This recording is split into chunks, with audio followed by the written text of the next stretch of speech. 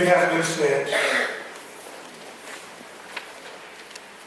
that all cats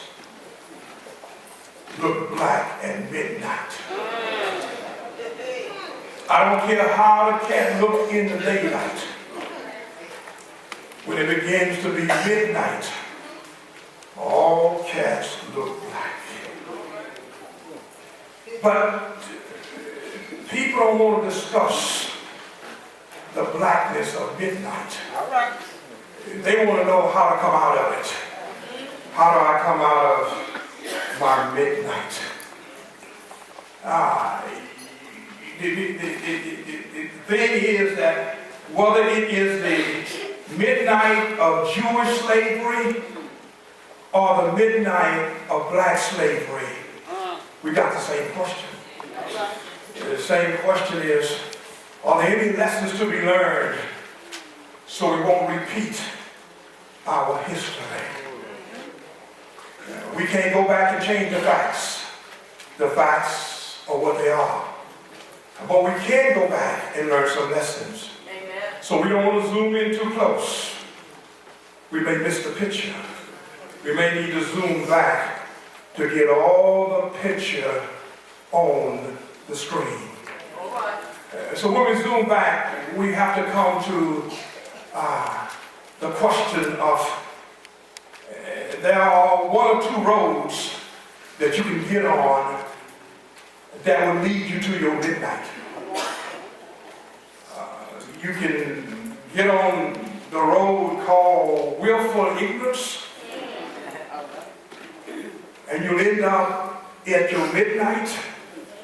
Or you can get on a road called natural ignorance and still end up at your midnight. But the Jewish nation ended up at their midnight because of willful ignorance. Blacks end up at their midnight because of natural ignorance. And they didn't know the light of God. They didn't know his laws, his statutes, his ordinance, his commandments, his testaments, his precepts. They didn't know how to keep the light on. They didn't know how to keep their eyes on him. But the Jews did. The Jews knew fully well that God had demonstrated his power and his knowledge when he delivered them from Egypt. They were not ignorant. Their ignorance was willful. They chose to ignore. They saw him able to keep their feet from swelling during that 40-year trip. They could look back and say, God did that. They could see their clothes that never wore out, and they could say that God did that. They could look and say that we were watching God when he fought for us, and when we got to the Red Sea, and how he went behind us and he fought the Egyptians and held them at bay, and then he went to the front of us and he was able to fight for us with the Red Sea and cause a wind to blow and open the Red Sea, and we crossed across on dry land.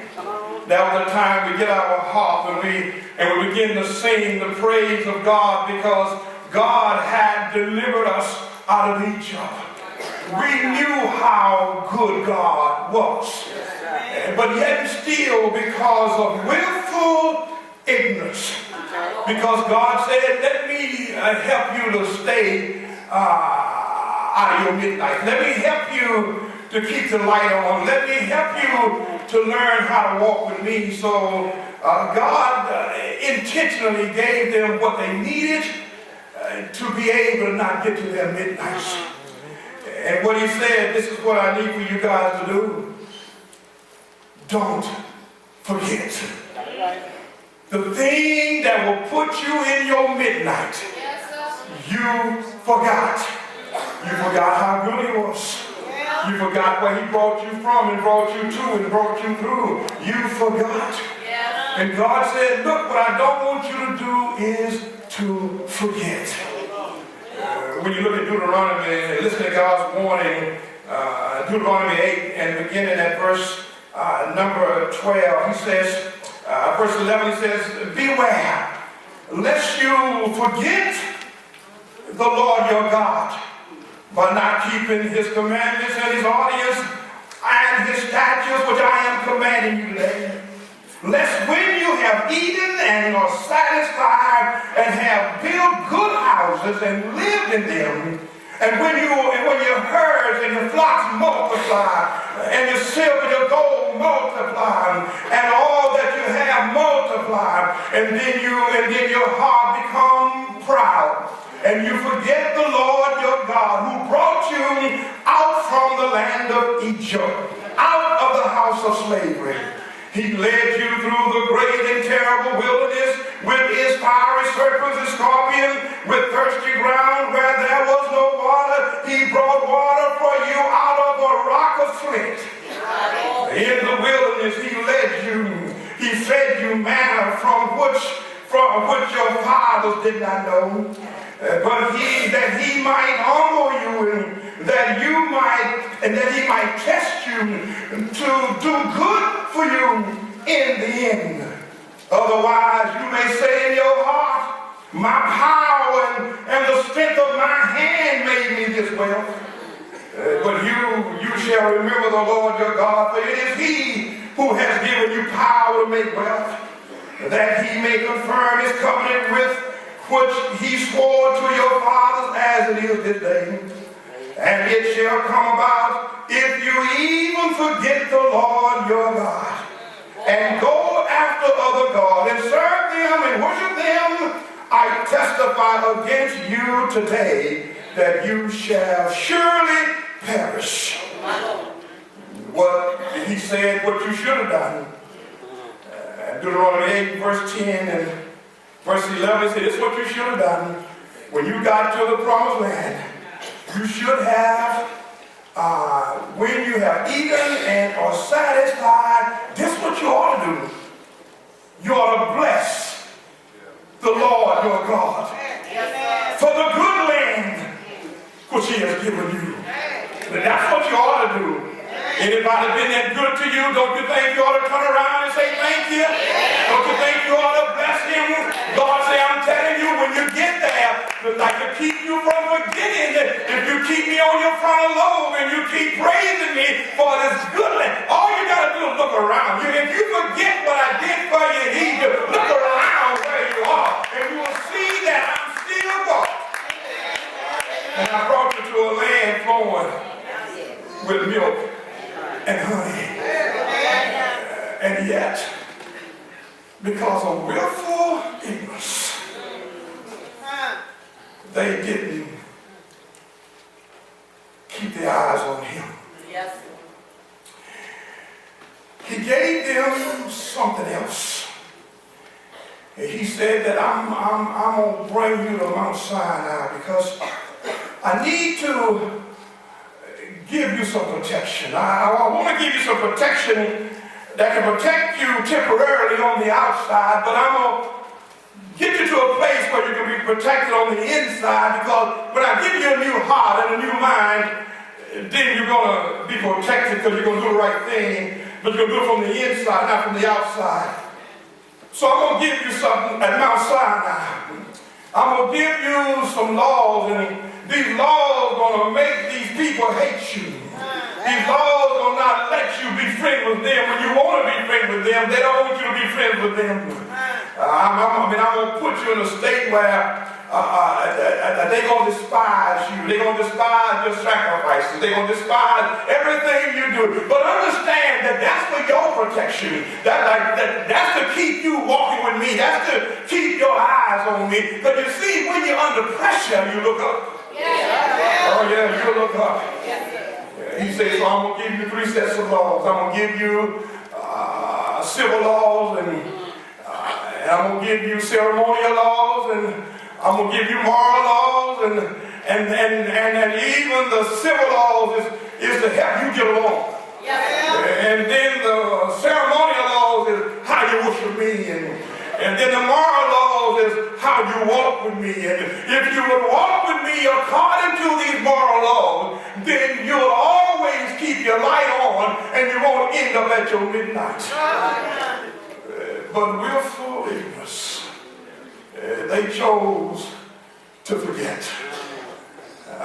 Because the question is, God never would give you a promised land and take you out of it. All right. You can force your way out, but he ain't going to take you out. Right. You see, these people stop obeying God. They stop being loyal to him. They stop being reverencing him. They stop being faithful to him. They stop being intimate with him. They stop fearing him. They stop walking in his ways. They stop loving him. They stop serving him. And now, out of all that God taught them, he said, look, after 7 years, I want you to give the land a rest. So it can keep producing for you. They decided to make the land work every year. And for 70 years, they didn't give it this Sabbath rest. And that's one reason they had to end up in Babylon for 70 years, so that like the promised land can get its rest.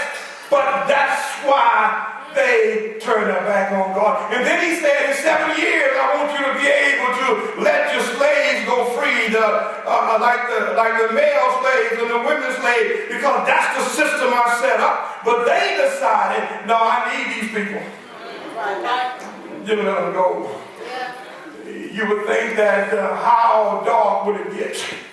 How dark would it get? How dark will you let it get on your way to your midnight?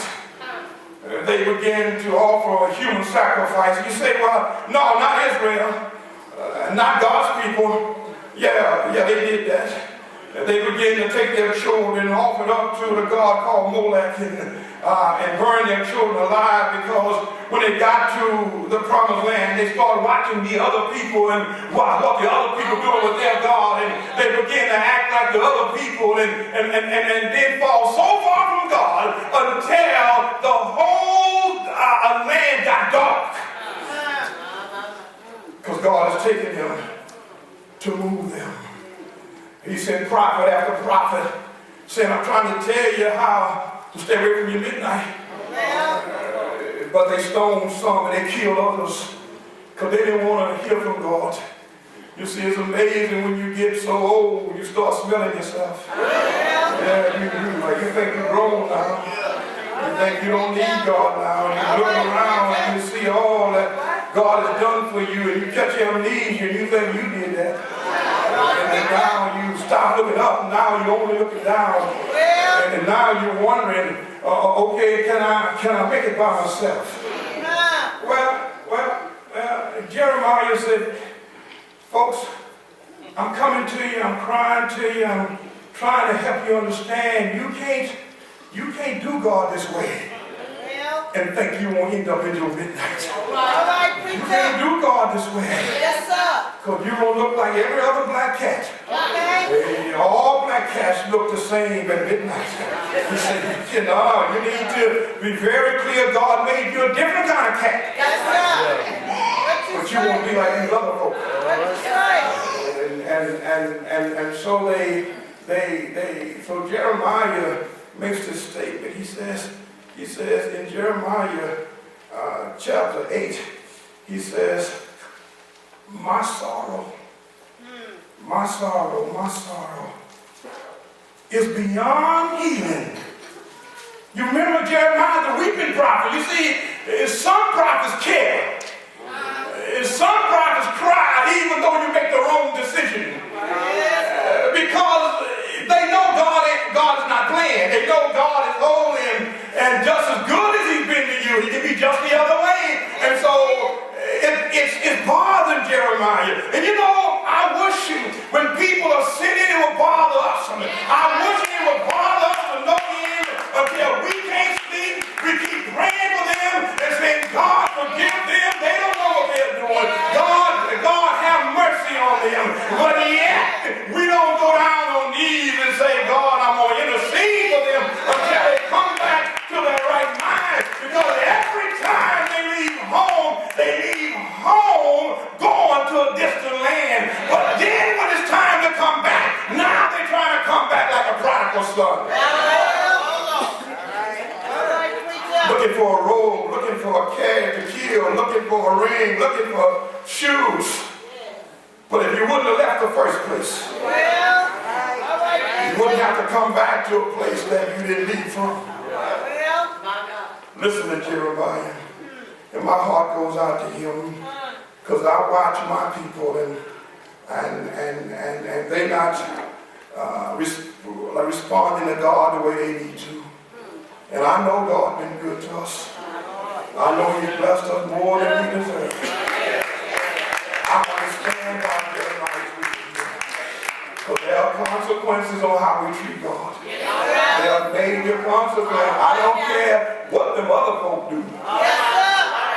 But He got a special covenant with you. And He's going to hold you accountable. And so Jeremiah is saying, God, y'all going to judgment. You're going out of the land. In fact, the Chaldeans are at the front door, and they're going to take some of you out in 700 BC, but then there's going to be the last group that go out in 586 BC, but you going out. You leaving here.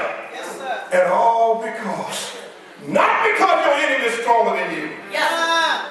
But because you forsook your God. What you say? Oh, I'm asking, is there any lessons we can learn?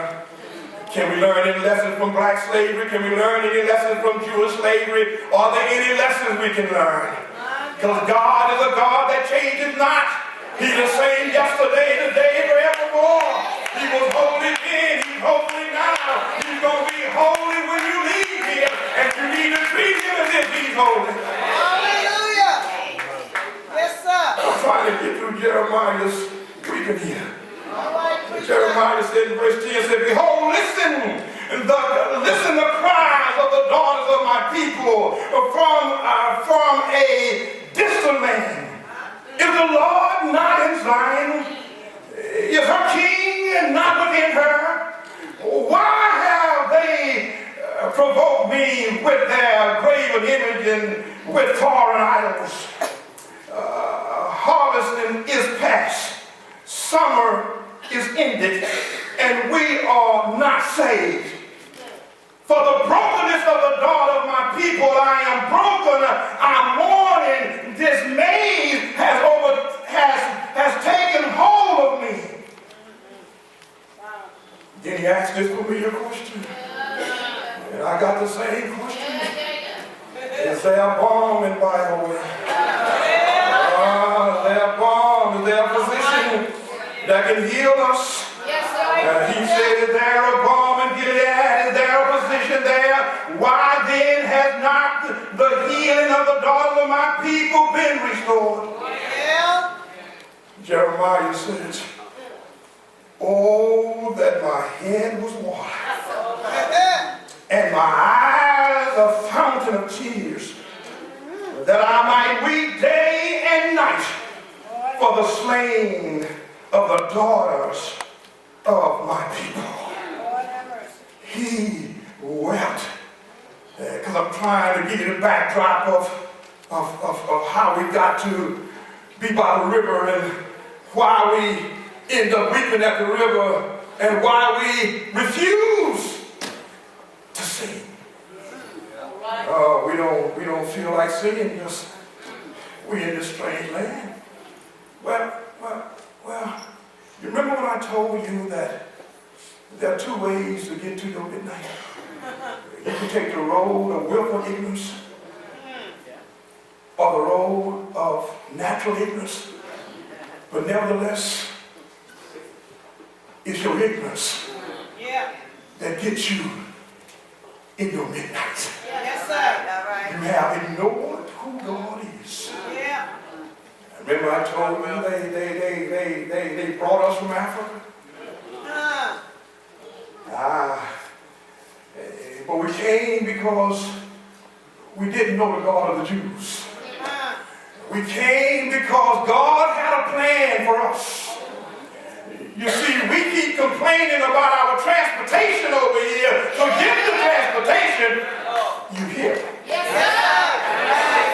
You want it? Yeah. I don't know anybody in their right mind want to go back there. That Planes leaving every day. I don't see you on it. You know, we didn't talk that long. I want to go back to my motherland. What was going over there during the time when they came over the first time is still going over there. They still worshiping idols. They still worshiping the wrong God. But that's because they head down and they don't see the true God.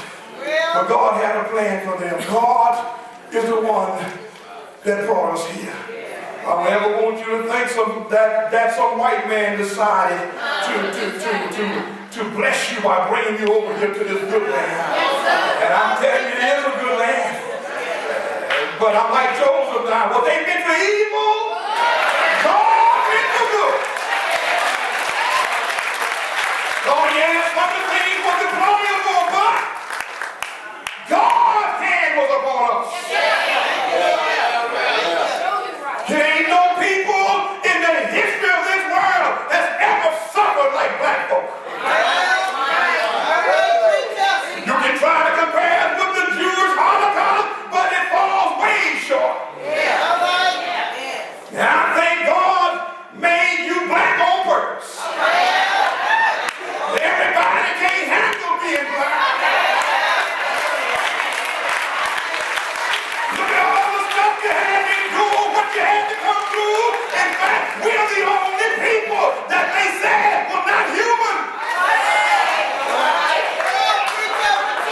They ain't never wrote laws against other folks saying don't teach them to read. It's the law that said don't teach them to read. But we learned to read. We were self-taught. Sometimes we had to pick up newspapers on the side of the road and put them in our bosom and keep on working for the man. But when the master's light went out at the big house, we light a candle and pull out the piece of paper and we lay in with the candlelight. We learn to read. Oh yeah, we can read. You see, no matter what they did to you, they didn't do nothing to make you better. They couldn't destroy you.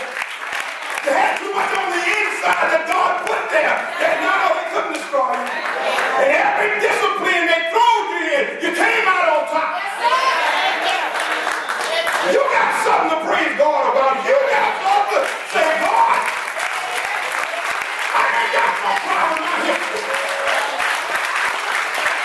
If I could have been to the temple, how I got over here, how they treat me when I got over here, I'd have done that, but I couldn't. And what you don't understand, that was for your protection.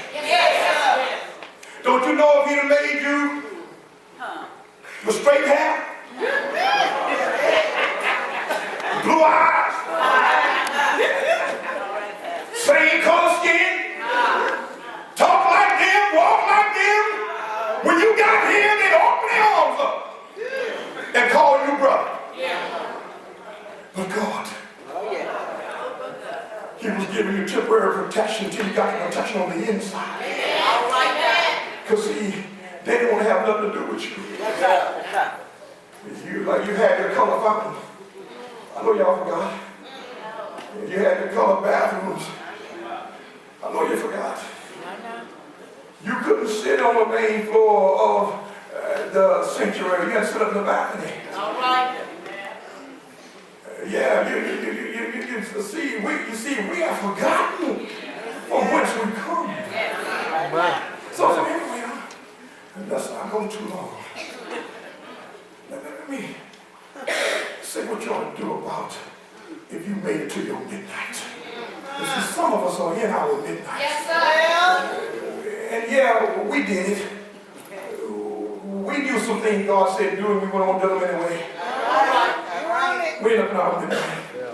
But thank God he's merciful. The Jews found themselves in Babylon, sitting by the river. And they decided to hang their harps on the willow. And then there were their tormentors sitting around them and taunting them and saying, sing us one of your joyful songs.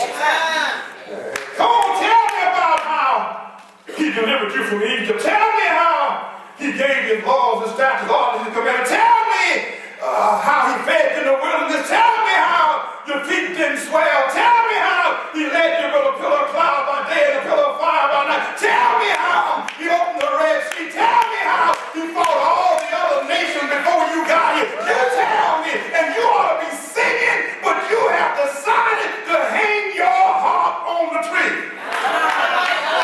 Saying, how can we sing the Lord's song in a foreign land? Can I tell you, if I was there preaching, and if I was at that river, I say, you see, look at that willow. They call it weeping willow. That willow got everything it needs to produce. It got sunlight at is head, it got a river at his feet, but yet it don't have the right DNA. But here you are, you got the right DNA, even though you're in a strange land. So if they are trying to get a song out of you, go ahead and tell them, I'm going to give you a song. But my singing ain't for you. I'm gonna make a declaration. I'm not gonna ask a question. I'm gonna declare, yes, we gonna sing. Yes, we gonna give him praise. Yes, we gonna give glory. So my recommendation to them and to us, take your right hand, reach up to the willow tree. Thank the willow tree for holding on to your heart for so long.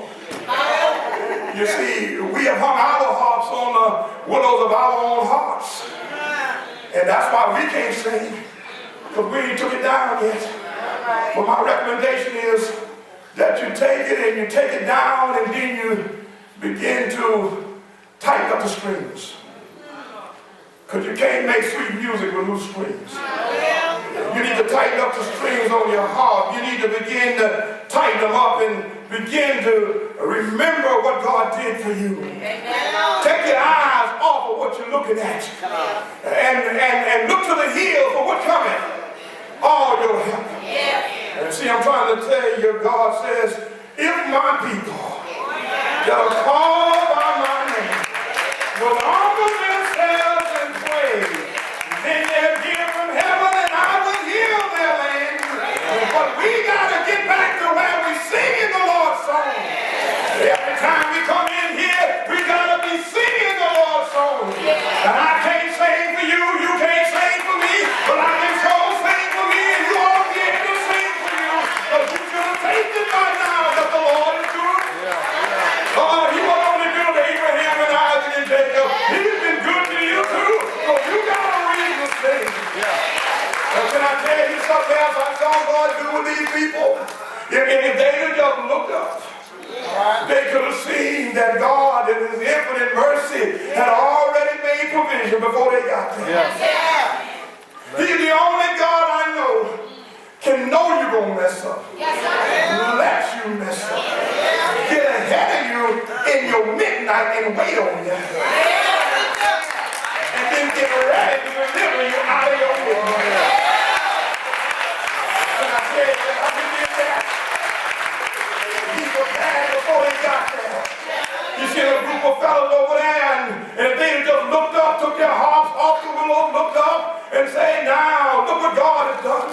Number one, he got us over here safely. You know, we could have died on the way over here. But God in his grace, he got me over here safely. And I'm telling you, there's some people that came from Africa. Yeah, you can complain, but he got you over here safely. He got your people, he got your children over here safely. And now I can look back and say, God, I'm going to catch amnesia on all that bad stuff, but I'm going to have selective memory.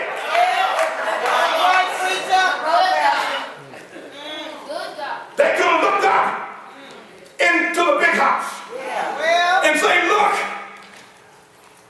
I see somebody I know. God must have sent him here for me. I see Shadrach. I see Meshach. I see Abednego. They're already here, and they're already in leadership, and they're already speaking on my behalf. So evidently God did that for me.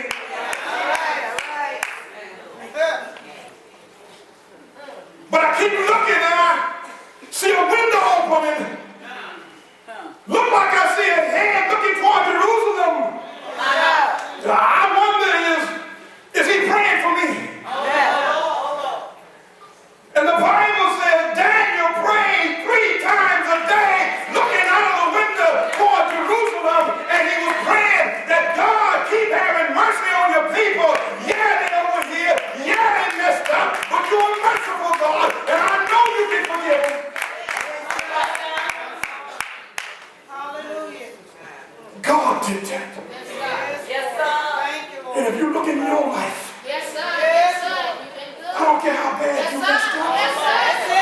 Yes, sir. God got some help already in place. God got some help waiting for you to put your eyes on it so you can get your heart off the willow and start to tune it up and start to be able to play it. And then when you begin to play it, you begin to feel better. And when you begin to play it, now your eyes come open, your tears begin to cease, and now you can begin to remember all that God did from your birth to now. You look back and see how he brought you out of a life of sin into a life of joy. He look back and see you how he took the spade of sorrow and dug a well of joy. You can look back and say, Lord, I know you've been good to me. I don't know about nobody else, but I know you've been mighty, mighty, mighty good to me.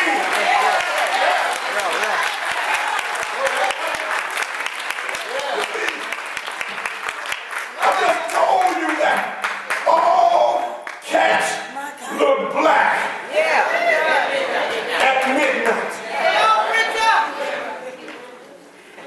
Can I tell you about another cat? He's a different cat. He bought his own light.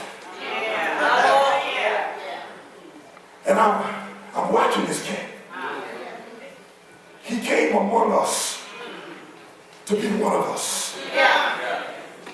He came from above to below to take us above.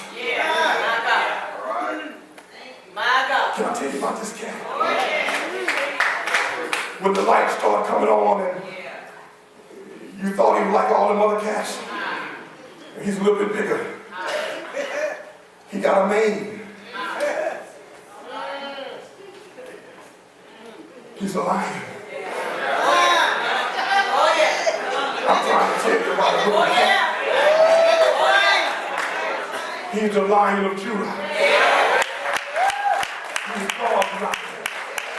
You may have seen him for a minute that looked like he was a lamb, but that was just temporary. But now he is a lion. He's the Lion of Judah, and he's coming back to be the King of Kings and the Lord of Lords. He's to be the God of all gods, and he's got to be praised. He's got to be worshipped. And I'm trying to tell you that you ought to be happy that God has made you blessed. So you ask the question, how can I sing the Lord's song? I don't care where you at, you ought to be singing. When you leave out of here, you ought to be singing. I don't care what you're going back to face, go in singing. Because I'm telling you, you can't sing without your mind. You're going to put your mind on something, somebody. And if you start singing about him, you're going to put your mind on him, and you're going to get the light turning back on.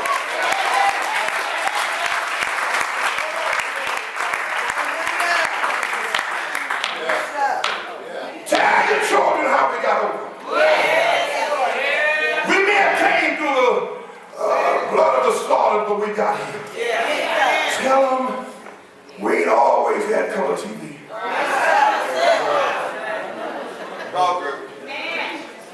Tell them that was sometime we had to walk to work. Tell them sometime we didn't have but one pair of shoes. Tell them that sometime we had to put cardboard. So our feet won't touch the ground.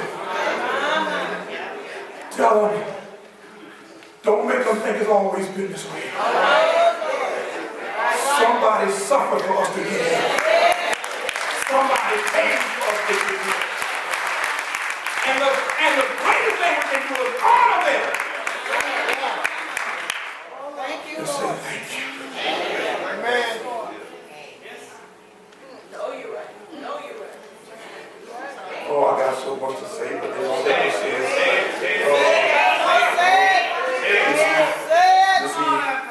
Black folks majored in mental health.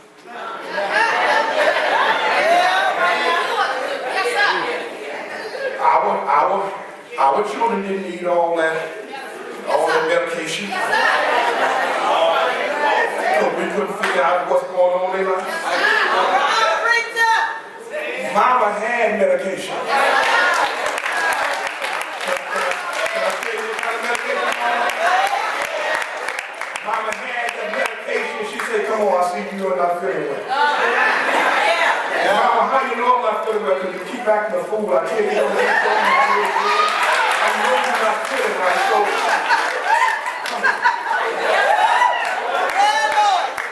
and Mama would sit down and she would say, now, put your head between my knees.